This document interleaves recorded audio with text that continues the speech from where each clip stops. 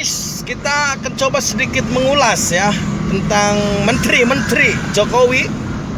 Dan sudah dilantiknya Jokowi ya. Ada beberapa misi mereka ya. Ada 5 kalau nggak salah. Peningkatan SDM dan yang lain-lain lah. Yang pasti UMKM. Tapi persoalan hukum nggak ada, Mang. Ya. Dalam visi misi kayak dalam prioritas lah. 5 prioritas utama. Komentar ya. Mang, sebagai lawyer. Lampu merah gelabras, Mang. Ulah orang ngomong sih, Mang. Ulah, Mang. Hitam rombongan pun iya dong iya. Ulah, Mang, orang mau di baik. Moal. Santai. Tuh heja orang tuh heja.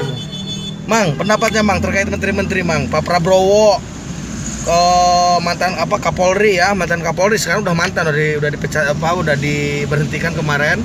Jenderal Tito Karnavian jadi menteri dalam negeri. Ya. Menteri Agama diisi oleh jenderal juga. Terus Pak Prabowo Menhan ya, gantinya Ramijat Rangkudu ya, Pak. Kira-kira Mang, gimana terkait dengan menteri-menteri Jokowi sekarang, Mang? Nggak berkualitas. Kenapa? Ya orang-orangnya bukan orang-orang yang kompeten di bidangnya. Oh gitu? Ya. Jokowi nggak pernah ngomongin soal hak asasi manusia, pemberantasan korupsi, keadilan.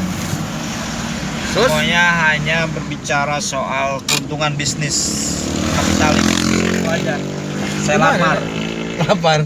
Saya mau dahar heula.